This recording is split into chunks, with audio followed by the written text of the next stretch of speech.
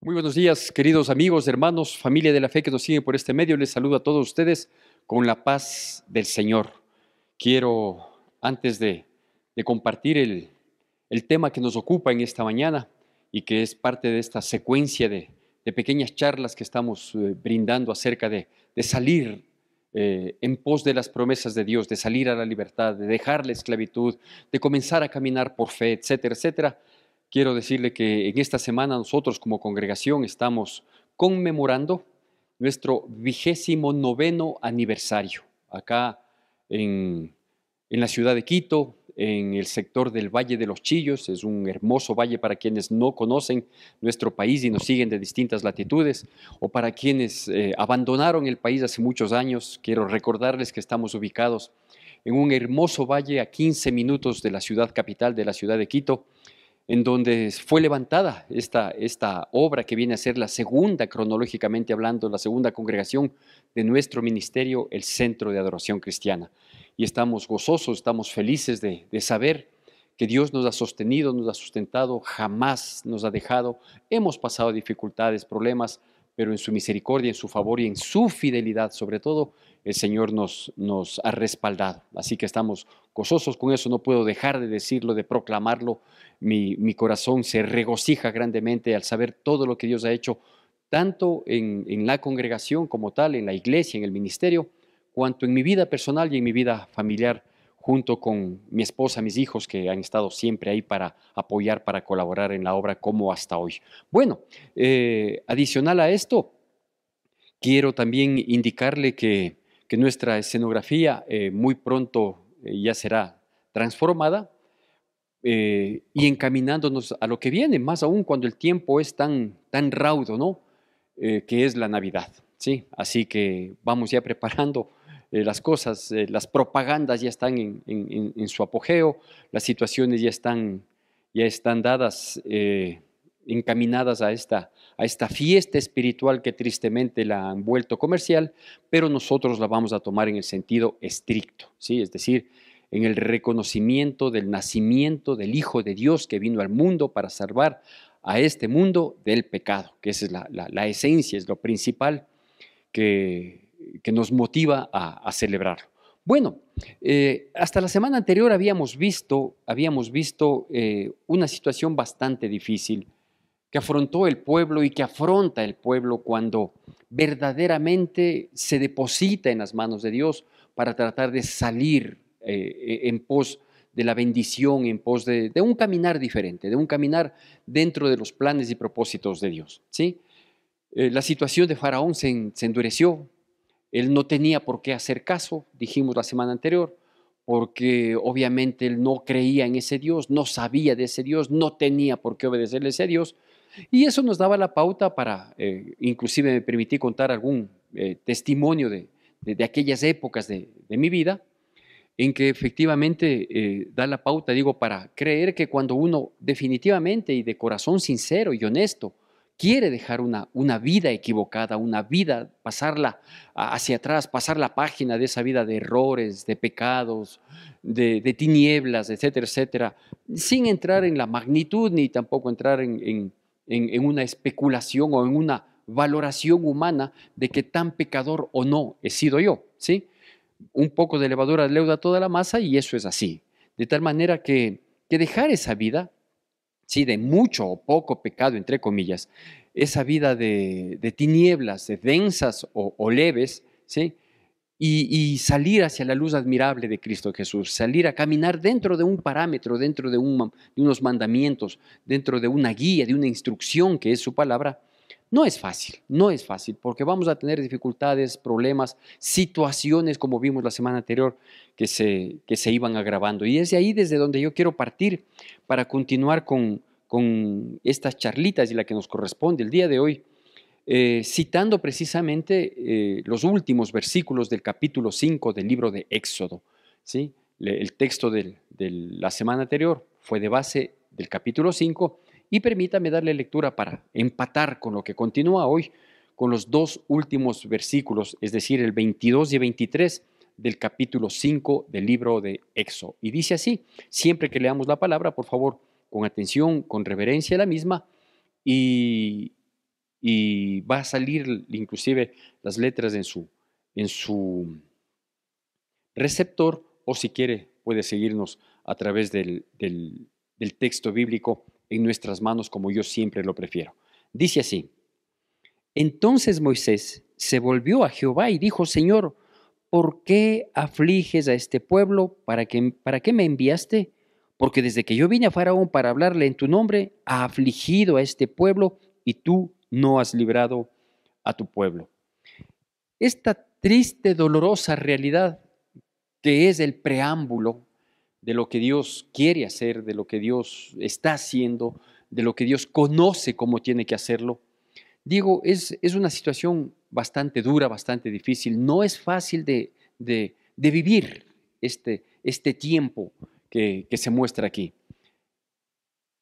Moisés está diciendo algo que quizás muchos de nosotros lo dijimos de rodillas, acompañados de lágrimas, de angustia, de zozobra, de largas noches de insomnio y de debilidad, de fragilidad humana.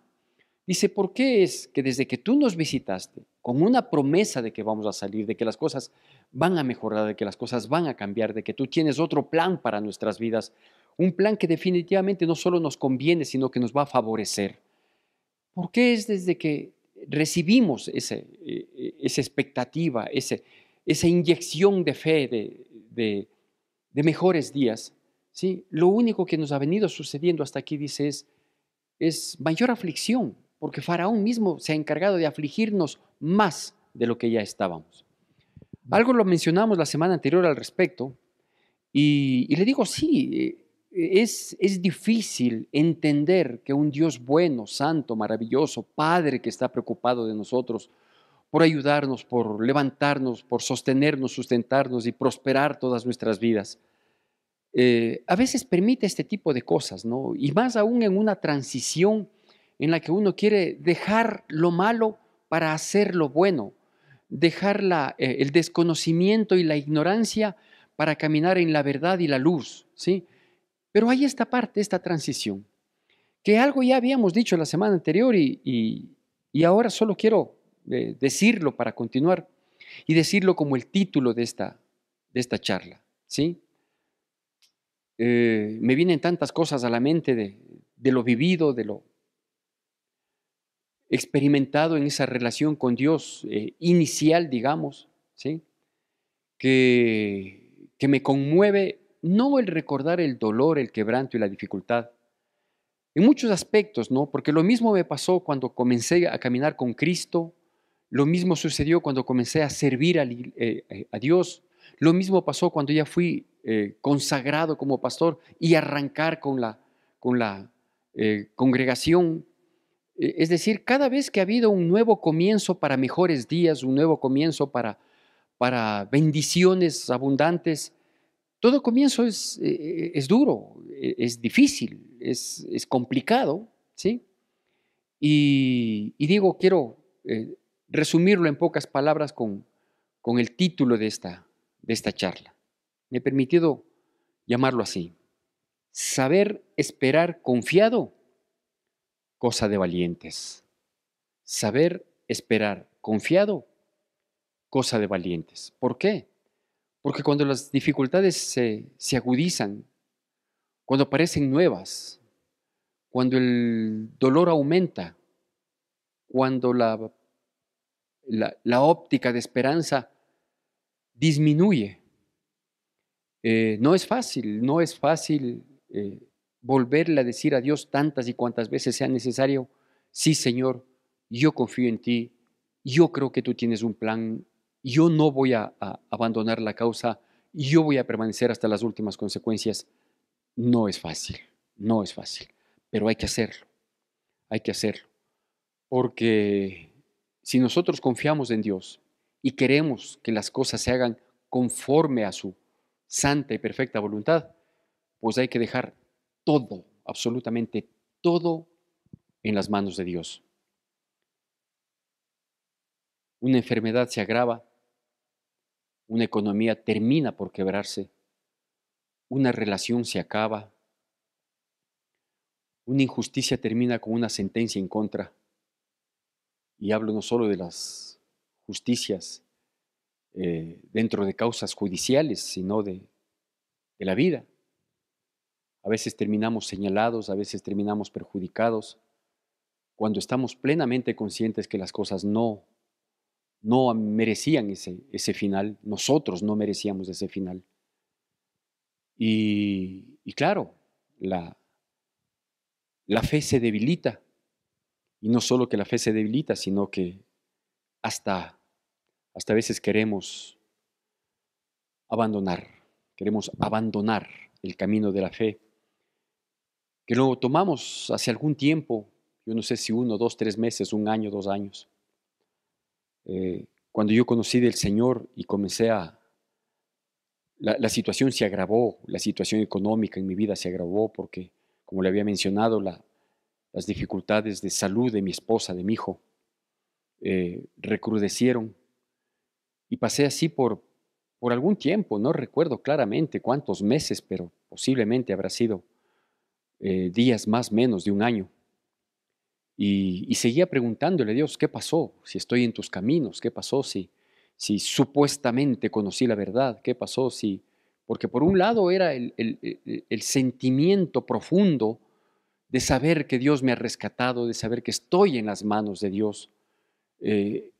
Eso me alentaba, el leer su palabra, el ir el domingo a la iglesia a congregarme, que Dios me hable a través del predicador, de mi pastor. La sensación de libertad, de paz, de regocijo que experimentaba en el tiempo de la alabanza, versus lo que vivía de lunes a viernes en el trabajo, en todo sentido. ¿Cómo que chocaban? ¿Qué me sostenía?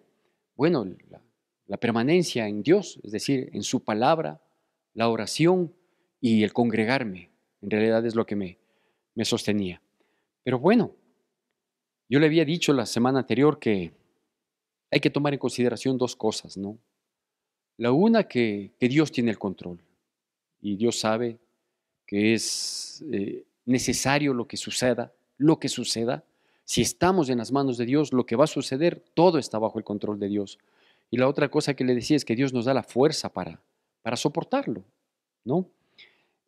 Ahora vemos que Dios insiste una vez más en sostenernos y sustentarnos. Y vamos por favor al capítulo 6 del libro de Éxodo para continuar con este trayecto, con este caminar en pos de la libertad. Y dice así del versículo 1 al versículo 5, capítulo 6 de Éxodo, versículos del 1 al 5, siempre con atención y reverencia a la palabra de Dios. Dice así: Jehová respondió a Moisés: ahora verás lo que yo haré a Faraón, porque con mano fuerte los dejará ir y con mano fuerte los echará de su tierra. Habló todavía Dios a Moisés y le dijo: yo soy Jehová. Y aparecía a Abraham, a Isaac y a Jacob como Dios omnipotente, mas en mi nombre Jehová no me di a conocer a ellos. También establecí mi pacto con ellos de darles la tierra de Canaán, la tierra en que fueron forasteros y en la cual habitaron. Asimismo yo he oído el gemido de los hijos de Israel, a quienes hacen servir los egipcios, y me he acordado de mi pacto. Bueno, aquí hay algunas cosas que hay que destacar, ¿no? La aflicción, el dolor, el quebranto son situaciones necesarias en la vida de una persona, cualquiera haya sido su condición de vida anterior. Ya le digo, si muy malo o si muy bueno, en realidad eso no es que sea evaluado delante de Dios. Lo que sí sé es que la metodología de Dios para transformar nuestras vidas, tristemente por el duro corazón que tenemos, tristemente por la dura cerviz que tenemos, es el dolor. Es la metodología de Dios, siempre ha sido y siempre lo será. La metodología de transformación del ser humano para encaminarnos dentro de la senda de justicia es el dolor. Usted dirá, yo conozco personas que asisten a la iglesia 20, 30 años y nunca les ha pasado mayor dolor que una situación sencilla.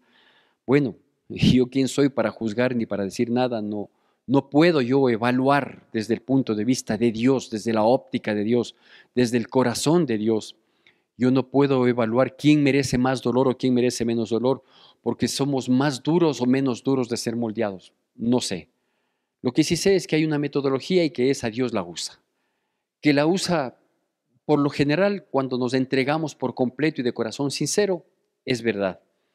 Que hay personas que quizás de manera inconsciente, por evitar ese dolor y ese quebranto de transformación, no han tomado esta disposición total de entrega al 100%, a lo mejor, y eso impide que las manos de Dios moldeen, no sé. Lo único que yo sí sé es que en este caso, como en el caso de los que queremos o hemos querido salir de las tinieblas a su luz admirable y permanecer en la senda de verdad, hemos sido trabajados en muchos aspectos de nuestras vidas, con el propósito de que sea trabajado nuestro corazón. Hemos sido trabajados en la salud física, hemos sido trabajados en la parte económica, hemos sido trabajados a través de un ser querido, hemos sido trabajados directamente en nuestro carácter, en nuestra conducta, en fin. Dios ha tenido que moldear, ha tenido que trabajar, ha tenido que sacar asperezas de distintos ámbitos de nuestra vida, pulir, limar, ¿sí? Ha tenido que aplastar con el dedo donde está la pus. En muchos casos han quedado ciertas cicatrices que van sanando, que van cerrando. Y claro, lo que Dios tenga que hacer en el área que tenga que hacer, lo importante es que la mano de Dios se va a ver obrando en nuestras vidas. Tanto en nuestras vidas como también esa mano sanadora, esa mano que levanta, esa mano que sostiene, esa mano que guía, esa mano que provee. También es una mano que va a castigar a los enemigos de Dios, a los enemigos de su pueblo.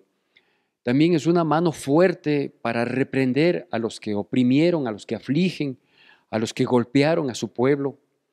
Es decir, en Dios nosotros vemos esa duplicidad increíble, ¿no?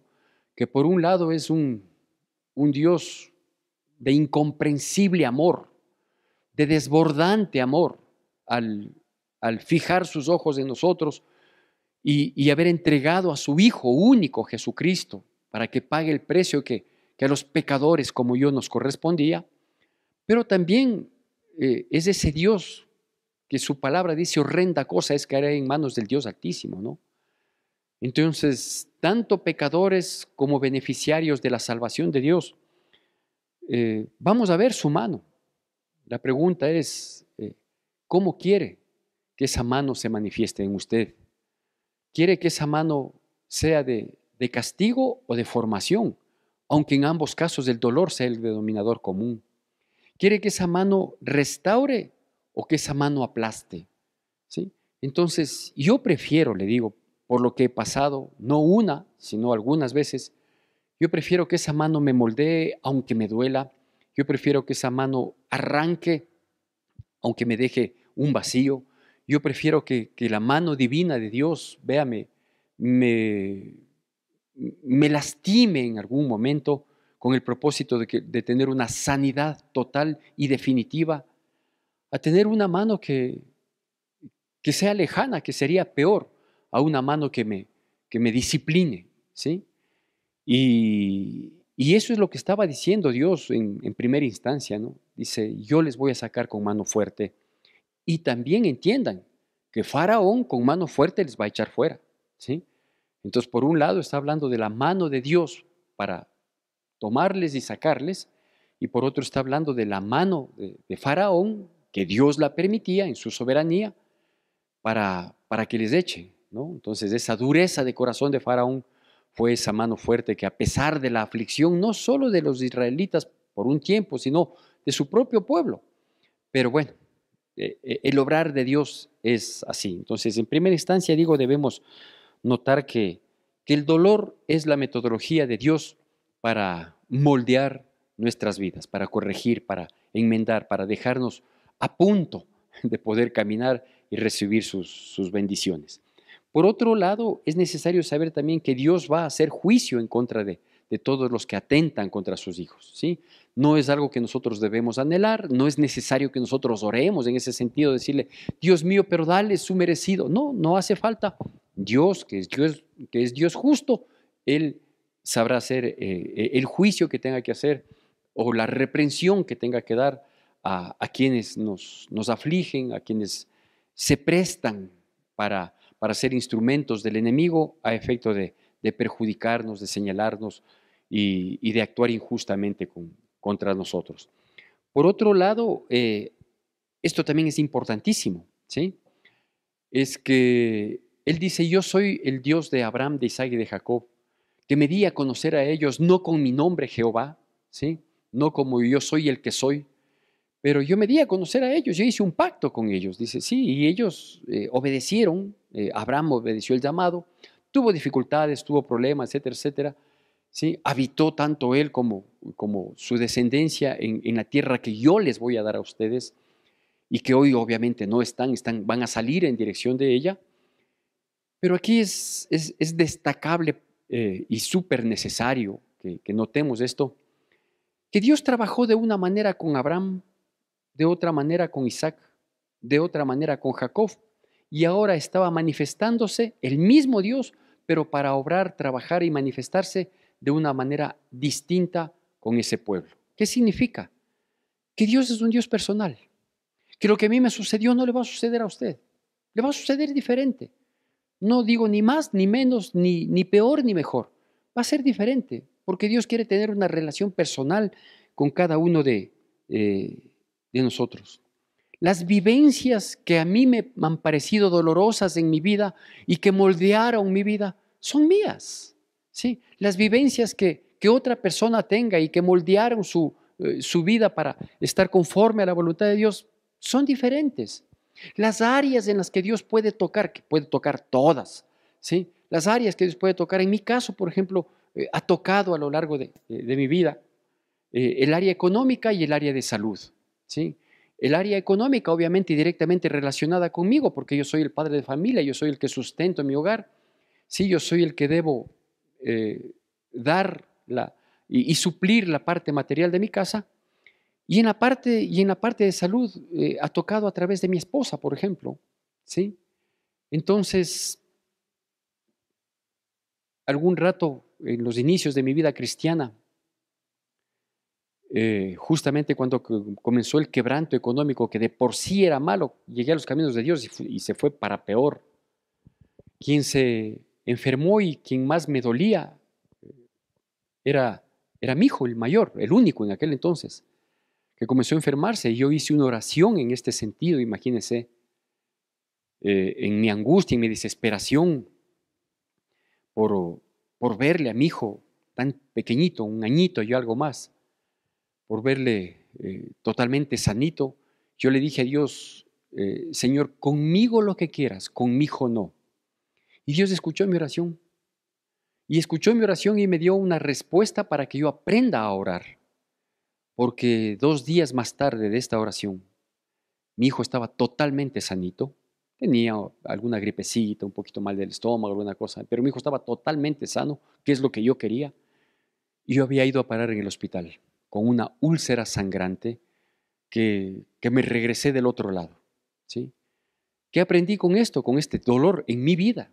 ¿Sí? Que uno no tiene que ser ligero en sus palabras por más bajo presión que uno esté en la vida, ¿sí?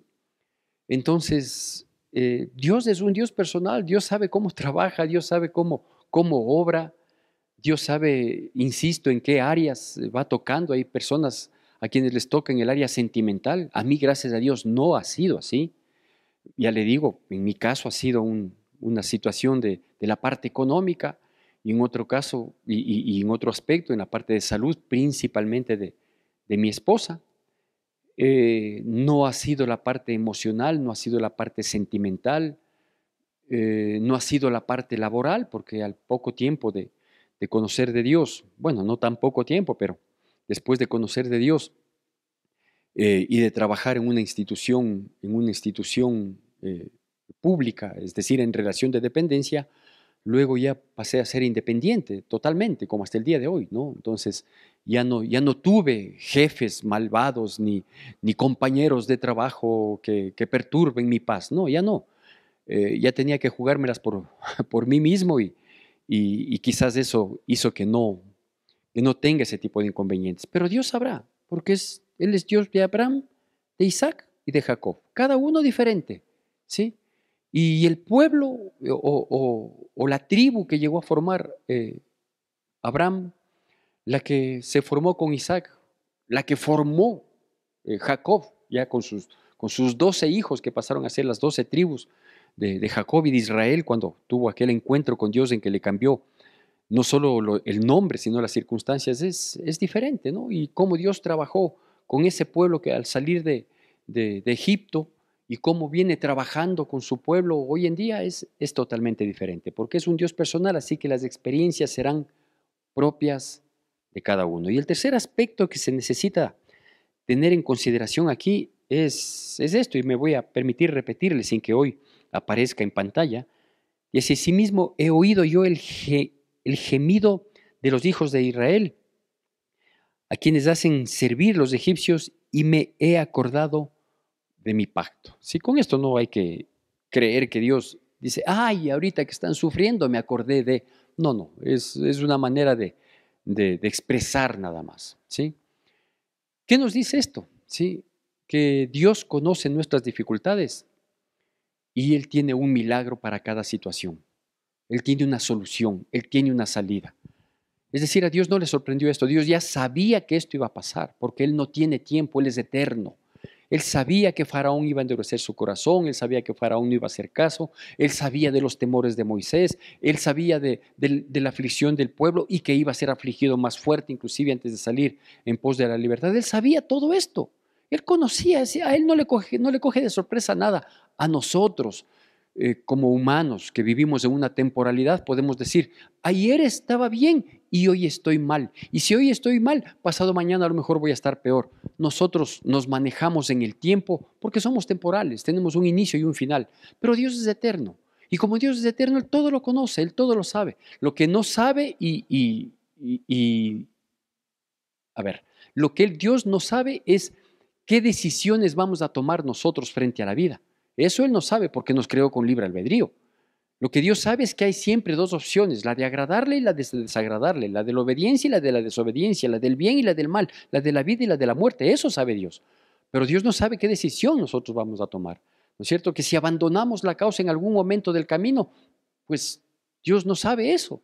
¿Sí? Hay personas que comenzamos en Cristo Jesús juntas, hablo en las mismas fechas, en las mismas épocas, y que algunos de ellos se han alejado, se han apartado. Bueno, no es que Dios sabía que se iba a apartar, no sabía que se iba a apartar, porque aún el deseo y la voluntad de Dios no era ese. Sin embargo, Dios respeta nuestra voluntad. Entonces Dios sabía que Faraón iba a endurecer su corazón para no dejar salir, sí, como lo dicen los capítulos siguientes inclusive. Dios sabía que el pueblo iba a estar afligido y que en el proceso de salida iba a estar mucho más afligido aún. Sí sabía Dios eso. Pero Dios tenía ya un pacto que no se le ocurrió el fin de semana pasado. ¿Sí? Es un pacto que lo había hecho con Abraham años atrás, cientos de años atrás, que lo había confirmado con Isaac, que lo había ratificado y comenzado a ejecutar con Jacob. Así que cada problema, cada dificultad, cada tristeza, cada angustia, no le es ajeno a Dios. Y Dios ya tiene una salida. Oí el gemido de mi pueblo y yo tengo un pacto desde siempre. A confiar en Dios. Tal como le dijimos, saber esperar confiado, cosa de valientes. El cristianismo no es para cobardes, el cristianismo no es para los que abandonan en el primer susto, en la primera dificultad, en la primera adversidad. El cristianismo es un camino de victoria, porque Dios nos ha llamado a ser más que vencedores en Cristo Jesús. Que Dios bendiga poderosamente nuestras vidas y nos seguiremos viendo.